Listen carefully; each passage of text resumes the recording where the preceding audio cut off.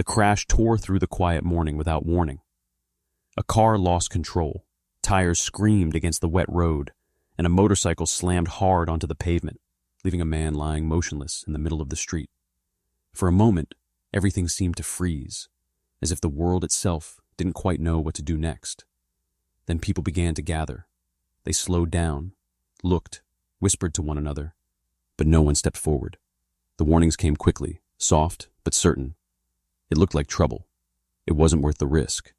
It was better to stay out of it. And for a second, she almost did. A 34-year-old nurse, exhausted from a long night shift, stood there with just $12 in her pocket, the last money she had to feed her and her young son waiting at home. She understood the risk. She understood the cost.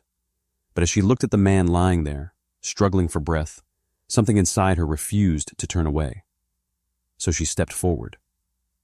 She knelt beside him, the cold pavement seeping through her clothes, grounding her in a moment that suddenly felt heavier than anything else. Her hands moved on instinct, steady despite the fear she hadn't quite shaken. She checked for a pulse, faint, uneven, but still there, just enough to matter. "Stay with me," she said quietly, as if the words themselves could hold him here. Around her, the crowd shifted back, creating distance, choosing safety.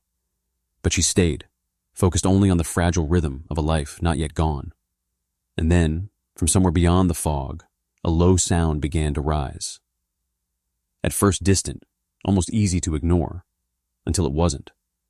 Engines, one, then several, then many, growing louder as they approached, turning the quiet street into something else entirely. People stepped back even further.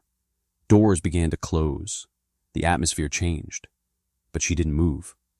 She had already made her choice. What happened next? No one on that street was prepared for. And by the next morning, that single decision, made in a moment most people walked away from, would lead to something no one could have imagined. If you want to see how this story truly unfolds, follow the link below and watch the full story.